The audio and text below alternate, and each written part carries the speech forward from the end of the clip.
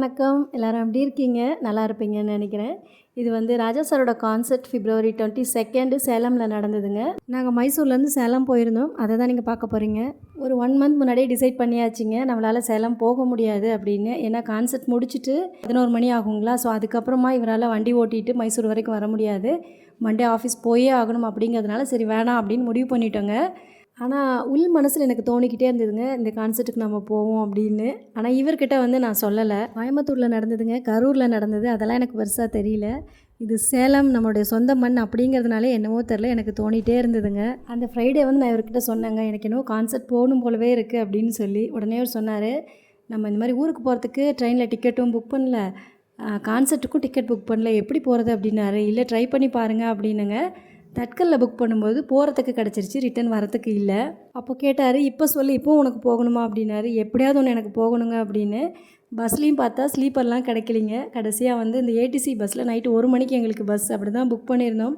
கான்சர்ட்டுக்காக நாங்கள் சேலம் வரும்பொழுது நைட்டு மணி 2 மணிங்க. அண்ணா வீடு அங்கே இருக்குது. அங்கே போயிட்டு நாங்கள் தூங்கும் பொழுது மணி 3:30. காலையில் 7 மணிக்கெல்லாம் நாங்கள் மேட்டூர் போக வேண்டிய ஒரு நியூஸ் ஒன்று வந்துருச்சுங்க. டிஃபன் சாப்பிட்டுட்டு மேட்டூர் போயிட்டு அவ்வளோ தூரம் போயிட்டு எங்கள் அப்பா அம்மாவை பார்க்கலன்னா எப்படின்னு சொல்லி அவங்களையும் பார்த்துட்டு நாங்கள் கான்சர்ட்டுக்குள்ளே வரும்பொழுது மணி 5:15ங்க. பார்க்குறவங்களாம் நினைப்பாங்க ரொம்ப ஜாலியாக இவங்க வெளியில் சுற்றுறாங்க அப்படின்னு. எந்த ஒரு விஷயத்தையும் ஆசைப்பட்டால் மட்டும் பத்தாதுங்க, அதை அடையிறதுக்கான முயற்சியும் செய்யணும் இல்லைங்களா. கஷ்டப்படாமல் எதுவுமே கிடைக்காது. சரிங்க, என்னோடய கதையை விடுங்க. இப்போ ராஜா சாரை பற்றி பார்க்கலாமா. எத்தனை கான்சர்ட்டில் இவரை பற்றி பேசினாலுமே டைம் பற்ற மாட்டேங்குதுங்க. பொதுவாக சொல்லுவாங்க, மேற்கு தொடர்ச்சி மலையிலேருந்து தான் மலைகள் உருவாகுது அப்படின்னு இல்லைங்களா.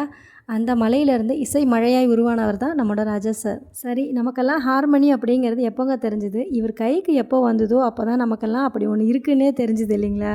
நம்ம முன்னாடியெல்லாம் படம் பார்க்கும் பொழுது இது வந்து எம்ஜிஆர் படம், இது வந்து சிவாஜி படம் அப்படின்னு சொல்லுவாங்க. எப்போ ராஜா சார் உள்ளே வர ஆரம்பித்தாரோ அதுக்கப்புறம் தான் இந்த படத்துக்கு இளையராஜா மியூசிக் போட்டிருக்காரு அப்படின்னு சொல்ல ஆரம்பித்தோம்.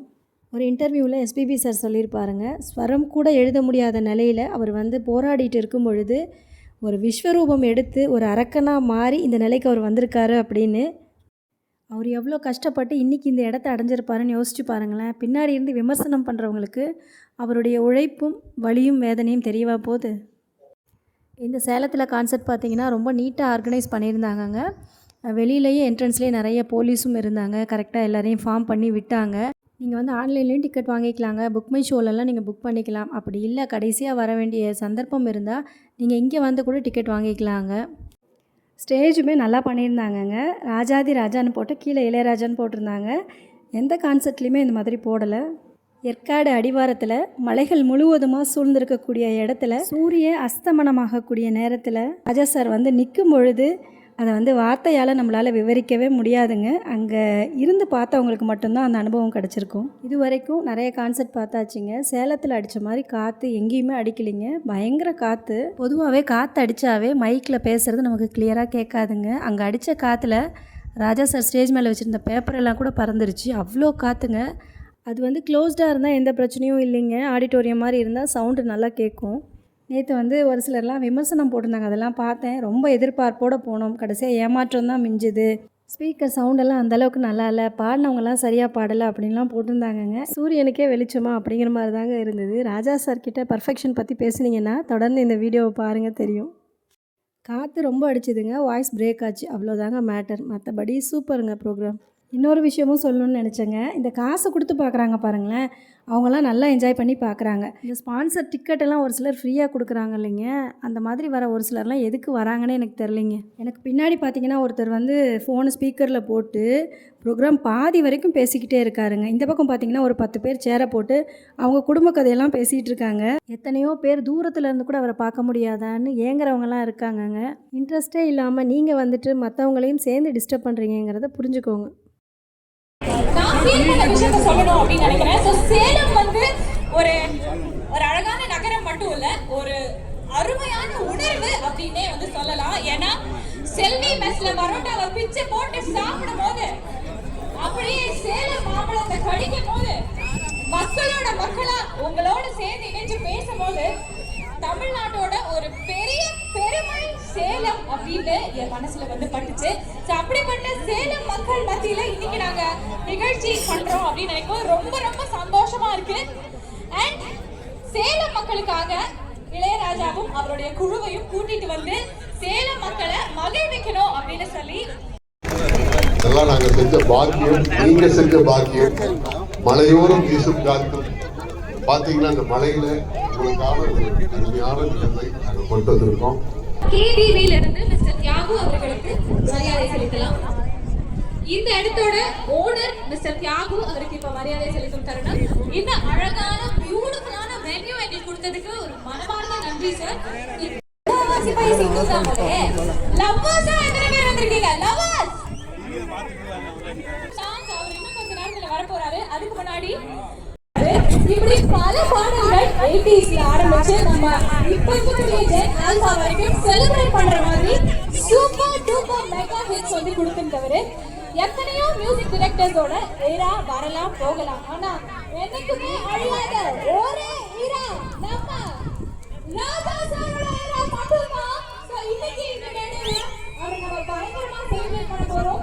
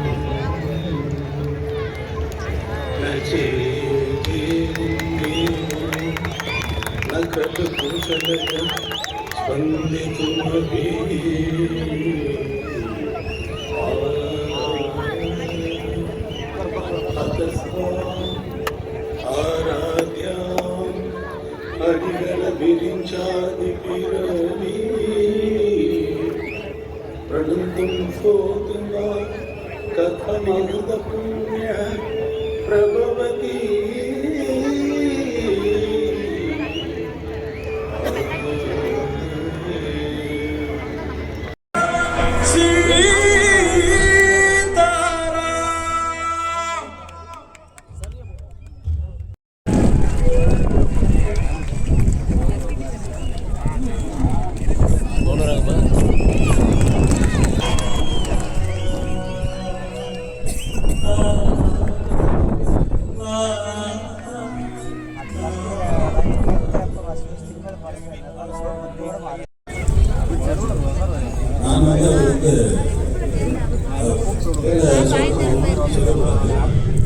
சொல்ல வேண்டாம். காற்றுக்கு எதிர்வரும் காற்று இசையை வாழ்க அவர் கேட்டார். காற்று இப்ப நார்மலா இருக்கு. ஃப்ளூட் ஊதுறப்ப இந்த காத்துக்கு எதிராக ஊதுனதான் இந்த இசை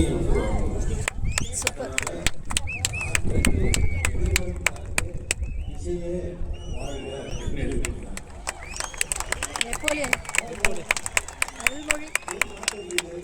புல்லால் மழை இசை வருமா? அது வடிவா உள்ளே காத்து போகுது, வருமா? வராது.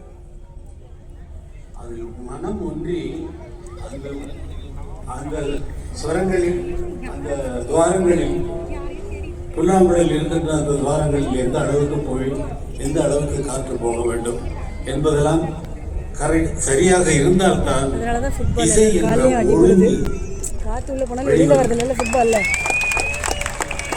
இசை என்பது ஒழுங்கு. ஒழுங்கு என்பது ஒழுக்கம் என்பது மொழி அந்த நீர் ஒழுங்குகிறது என்றால், நதி ஓடுகிறது என்றால் அது ஒழுங்குகிறது.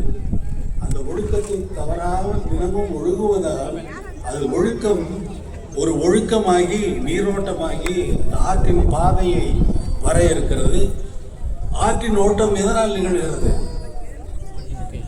நிலம் தாழ்வாக இருப்பதனால் நீர் ஓடுகிறது. நிலம் தாழ்வாக இல்லையே நீர் ஓட்டம் நிகழப்போவதில்லை. அந்த நிகழ்வு ஆற்று ஒழுக்கை போல் இசை ஒழுங்கு நடந்து கொண்டிருக்கிறது. சேலம் மக்கள் அனைவரையும்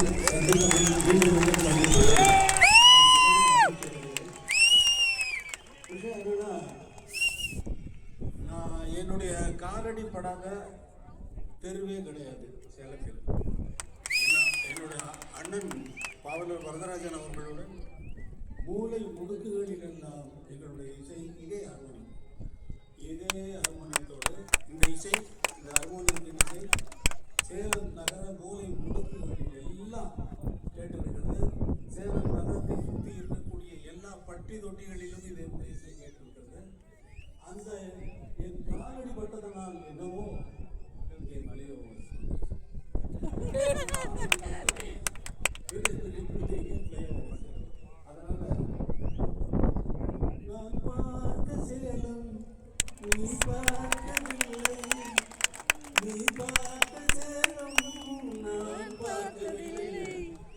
சிவாஜி சார் பாடினார் இல்லையா, அந்த மாதிரி தான் நீ பார்த்த பண்ணி நான் பார்க்க முடியும், நான் பார்த்த பண்ணி நீ பார்க்க முடியும் மாதிரி நான் கண்ட சேலத்தை நீங்கள் அறிய மாட்டீர்கள், நீங்கள் அறிந்த சேலத்தை நான் அறிய மாட்டேன். மிகவும் நன்றி. இங்கே தடாக கூடியிருக்கவும் இசை விருந்தை பருகுவதற்காக வந்திருக்கிறீர்கள். என்றென்றும் என்னுடைய இசை உங்களோடே இருக்கட்டும்.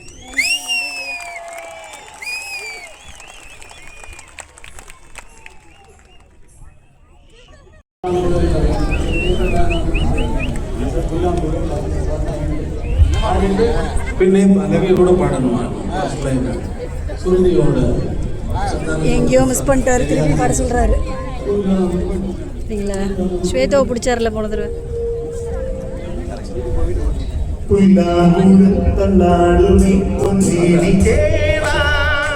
அந்த நிக்கிற நோட்டெல்லாம் சுரஸ்தானங்கள்லாம் சரியா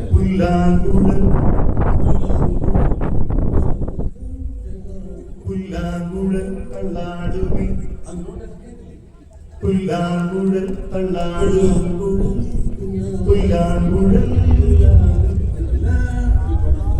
புல்லாங்குழல் பாட்டு மாதிரி புல்லாங்குழல் தள்ளாடுமே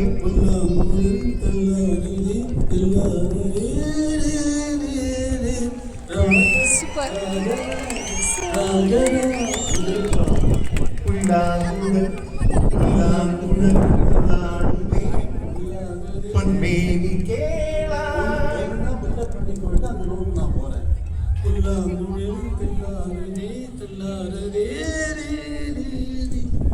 புல்லாங்குழல் தள்ளாடுமே ராஜராஜ ராஜராஜ சோழ ராஜராஜ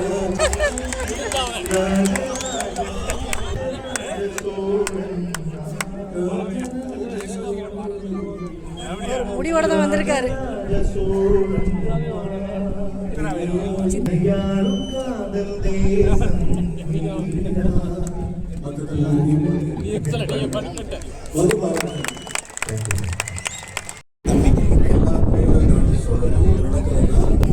மேடையில் அவங்க வந்து 30 வருஷமா கேட்டாலும் கூட மனசுல பதியாலும் போதுதான் நமக்கு ஒழுக்கமா சந்தோஷமா பாட முடியல பாத்தியா.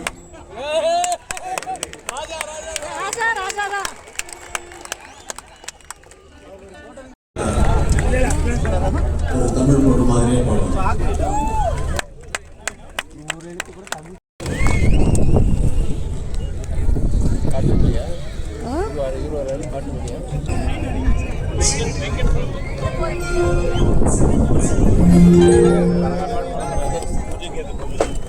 அவர் தானே எடுத்தது, கங்கைவரன் சார் தானே அது. பாட்டு எழுதுனது தான்.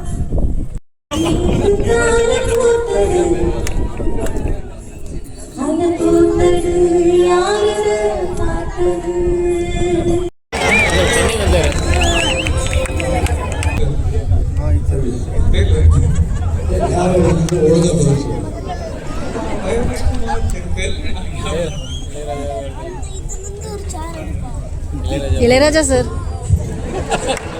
அது மட்டும் வாங்க. சரி, பரவாயில்ல. இவர் எழுதுனதாங்க.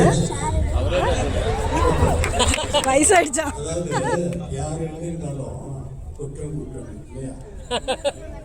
நேற்று பூத்த பூவை இன்னைக்கு பூஜைக்கேற்ற பூவுன்னு சொல்லுவோம். சொல்ல மாட்டேங்க. ஃப்ரிட்ஜில் வச்சுட்டோம் சார். இன்னைக்கு போட்டு பூஜை பண்ணுவோம். தூக்கி போடணும். நான் அட்மிட் பண்ணி இந்த பாட்டை ரெக்கார்ட் பண்ணிருக்கேன். நான் தான் ஓகே பண்ணேன் சொல்லியிருக்கேன். யார் எழுதிருக்காங்க? அவன் தப்பிக்கிறான். அவன் தான் இவ்வளோ பேர் முன்னாடி கைத்தட்டி வாங்கிட்டோம். இப்போ மறுபடியும் கைத்தட்டி வாங்க வேண்டியது. அர்த்தமே இல்லாத பாட்டாக கவிஞர் ஒரு சில நேரங்களில் வந்து அண்ணா நமக்கு நம்ம போகிற அண்ணா இது கொஞ்சம் புரியாமல் இருக்கு என்னன்னா அது அப்படிதான் கொஞ்சம் டியூனுக்காக அப்படிதான் வரும். மேக்ஸிமம் போன என்ன சொல்றதுன்னா இழுப்புள்ள பாட்டுக்கு இசை கொண்டு அவையாக பாட்டு இழுக்க இருந்தாலும் குற்றமாக இருந்தாலும் இத்தனை வருடங்களும் வரவிடமா செய்யறது அந்த இசை. கோழி குருடா இருந்தாலும் குழம்பு ருசி வாங்கலாங்க. சினிமாவில் குற்றமில்லாத பாட்டுகள் கிடையவே கிடையாது. சினிமாவில் எக்கச்சக்கமாக சில நேரங்களில் வந்து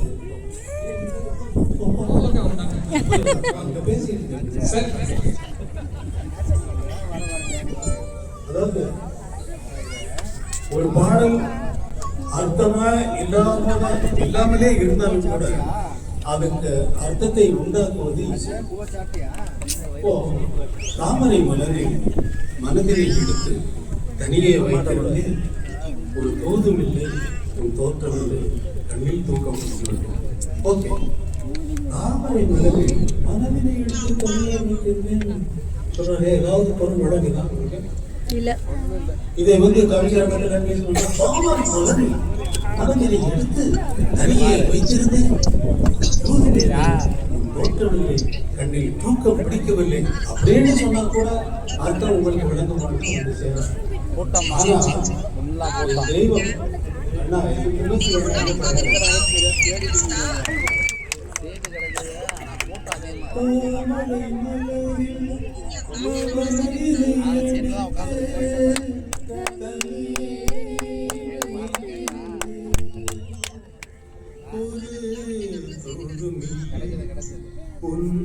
தோற்றமில்லை,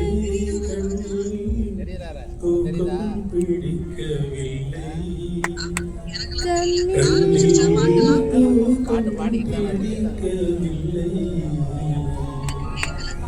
நெஞ்சம் மறப்பதில்லை, அது நினைவை இழக்கவில்லை. நான் காத்திருந்தேன், உன்னை பார்த்திருந்தேன், கண்களும் மூடவில்லை, கண்களும் மூடவில்லை. அந்த பாடலுக்கு பாடல் எதை உணர்த்த வேண்டுமோ அதை விட அதிகமாக உணர்த்தியது இந்த இசை அல்லவா? தாமரை மலரை மனதினை எடுத்து தனியே வைத்திருந்தேன், ஒரு தோல்வில்லை, தோற்றவில்லை, கண்ணில் தூக்கம் பிடிக்கவில்லை, கண்ணில் தூக்கம் பிடிக்கவில்லை. அப்படி மனதில் அந்த வார்த்தைகளை சொன்னோடனே அந்த வார்த்தைகளுக்கு வேறு ஒரு உணர்வுகளை உள்ளத்தில் போய் நேரா மனதில் போய் தைக்கிற மாதிரி செய்வதுதான் இந்த இசை. அதை உண்டு பண்ணியவர் என்னன்னா அவர் பேர்ல வந்து இந்த சாந்தோம் சாலையை வந்து அவருடைய பேரில் சூட்டியது, அரசு சூட்டியது மிகவும் பாராட்டுக்குரிய விஷயம்.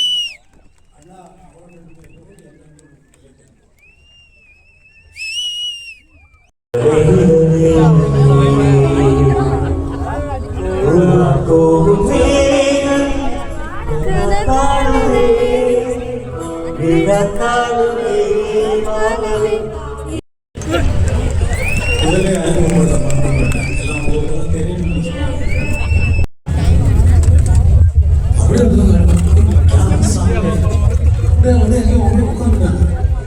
ஜெய்சனை பாடிட்டு கூடவே வந்து பண்ணாங்க.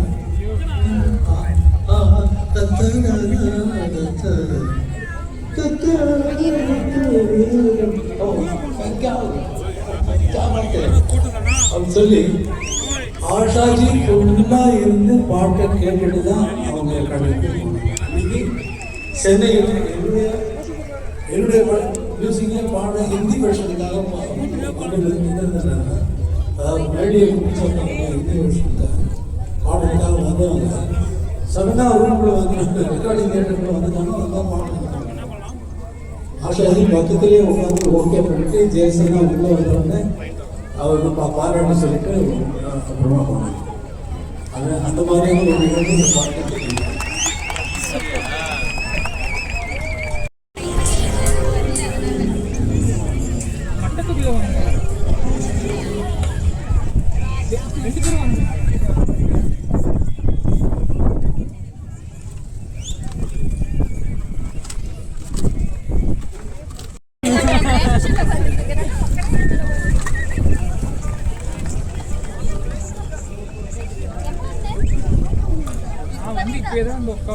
உட்காந்து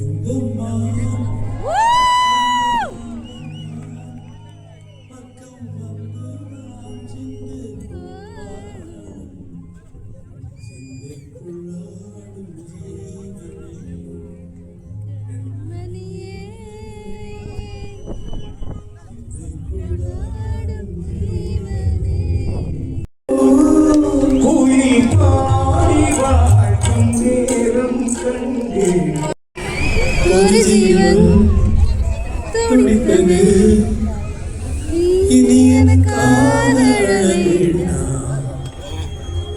இங்கு கண்ணீரும் விழ வேண்டாம். என்னையே வாழ்கிறே.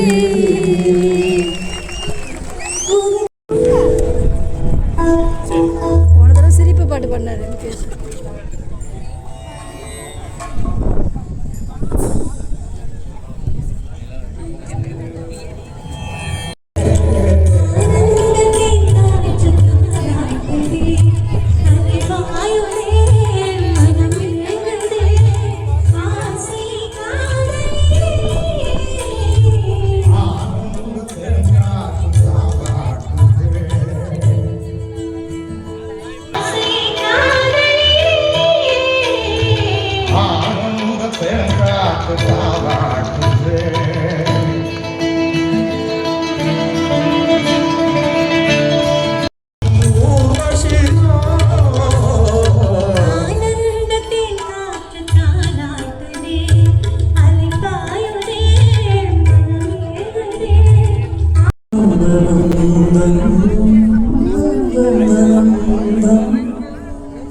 என்னோட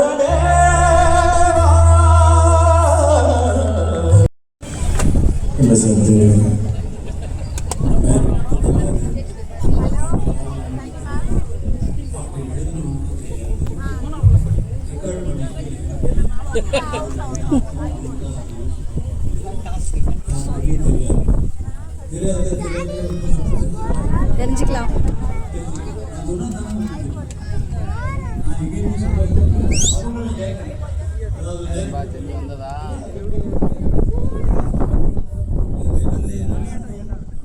நான் எங்கே போட்டேன் பாட்டு எடுத்து நீதான கொண்டு வந்து கொடுத்தா இல்லையா அதுல இருந்து அந்த லைன்ல இல்லையா போடுங்கன்னா விட்டுருங்க இல்ல இப்போ நான் ஆட் பண்ணியிருக்கேன் கெஞ்சியெல்லாம் ஒன்றும் கேட்க வேண்டாம். எகடு மகடு ககடு மகடு தகடுன்னா இசை வந்து போடுங்க இல்லைன்னா பார்த்து இரண்டு சொல்ல மாட்டோம், மூன்று சொல்ல மாட்டோம், நீங்களாம் ஒன்றும் கேட்காதீங்க. சொல்ல மாட்டோம், ஐந்து சொல்ல மாட்டோம், ஆறாவது அவ்வளோ கொடுத்தா போடுங்க. அதாவது ஏகதாவும் நீங்களாம் ஒன்றும் கேட்காதீங்க. கண்டுக்கிறாம விட்டுருங்க. சதுசரம்னா நான்கு போகும், கொடுத்தாச்சு விசுவாச்சு கூட ஆரம்பிச்சு கண்டம்னா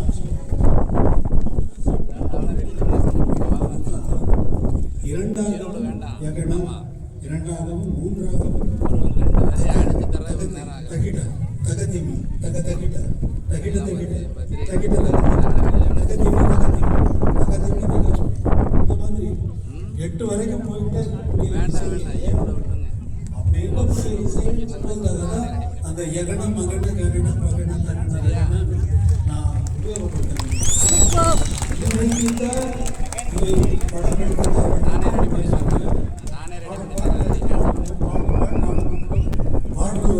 கேட்டவர்களுக்கு சேர்ந்து விளக்கமாகும். ஈரோடு வேண்டாம். அந்த இடத்துல செய்தி கொடுத்துருங்க. மேடையில் எதுக்காக பேசுறதுன்னா மேடையில் பேசுறது நானே செஞ்சு கொடுக்குறேன். இல்லைன்னா தன்னை தானே வேற ஏதாவது அதனாலேயே நான் மேடையில் பேசுறேன். என்னையும் பாராட்டி ஒரு மணி நேரம் ஆகுது ஒரு மேட்ரு வர்றதுக்கு. அது உதவி ஊட்டம். இல்லை வேண்டாம். கேன்சல் பண்ணிடுறேன். நான் உங்களுக்கு நல்லபடியாக நான் ரெடி பண்ணிடுறேன். சரியாக ரெடி பண்ண மாட்டேன். நாளைக்கு கூட நான் போட்டுருவேன். Because it's my own. Cancel பண்ணிடுறேன். நான் இன்னும் ஒரு மணி நேரம் ஆகுது ரெடி பண்ணி வர மாட்டேன். நான் அழகாக நான் நாளைக்கு நான் ரெடி பண்ணி எல்லாமே சீசனுக்கு வர பாட்டு மாதிரி ஆகிப்போச்சுங்க. இந்த கான்சர்ட்லேயும் லாஸ்ட்டு பாட்டு பார்த்தீங்கன்னா ஏன் ஜோடி மஞ்சக்குருவி தாங்க. எல்லா கான்சர்ட்லையும் இதை வச்சு தான் முடிக்கிறாரு.